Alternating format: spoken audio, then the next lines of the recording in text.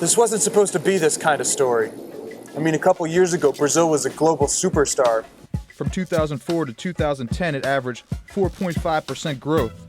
President Cardoso tackled inflation. President Lula pulled 40 million Brazilians from poverty. It was the last country in and first country out of the Great Recession.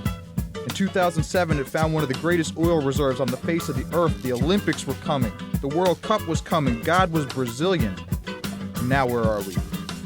Economic recession, inflation over 10%, corruption scandal, impeachment crisis. Things were heating up even before Petrobras popped off. And all I want to know is, what happened? This is the Crossroads, Brazil. Let's go inside.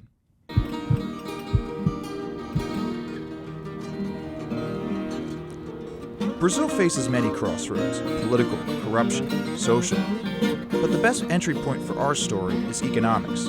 After all, as economists like to say, it's not until the tide goes out that you see who is swimming naked. Viola, minha viola, cavalete do pau preto, morro com você nos braços, de joelho eu lhe prometo. Viola, minha viola. On January 1st, 2003, Luiz Inácio Lula da Silva assumed the Brazilian presidency. As a representative of Brazil's historically overlooked poor, it was a shocking victory. Over the next decade, first under Lula and then under his protege Dilma Rousseff, the country enjoyed rapid economic growth that made it the darling of the international financial community. But in recent years, tough global conditions have revealed flaws in Brazil's economic foundation. For one, policymakers assumed that the commodity supercycle, which brought record prices for Brazil's raw materials like iron ore and soya, was a new global norm.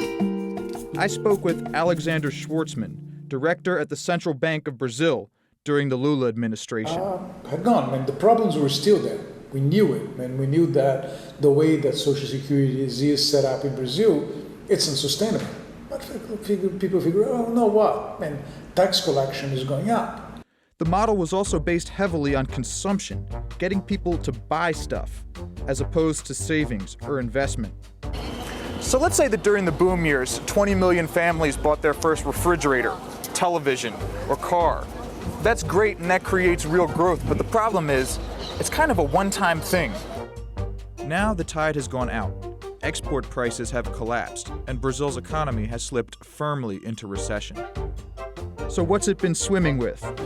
Well, first and foremost, an inadequate fiscal package. On the fiscal side, which is really, the biggest story in Brazil at the moment, there was a lot of things that could have been done in the boom years, difficult things, delinking revenues and earmarked spending. There may be a lot of wasteful spending, and all of this could have been looked into and reformed, but wasn't. When money is coming in, you spend it, then you overspend, then you've got to borrow, then you're in debt, and then you have to devalue.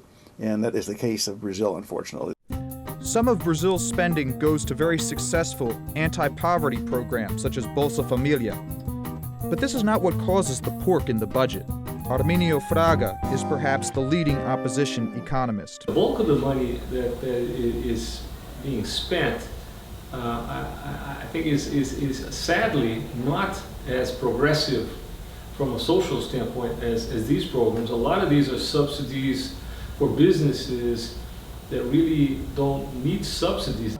Bolsa Familia is great, but it costs only 0.5% of GDP. It's nothing, With our pension system, we spend 11% of GDP, right?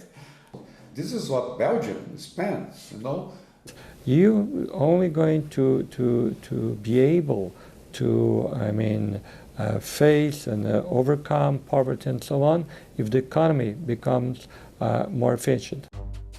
Out of money, the government has had to roll back subsidies on things like energy and bus fares. This leads to increased prices for consumers. Never a good thing for an economy in recession. All right, so fans of the Crossroads know I got my coffee, I got my money. It's time to talk about inflation. So when I was last here in 2014, this piece of paper was worth about $1. Now, it's worth about 50 cents. It's a position that is exacerbated by a handcuffed private sector.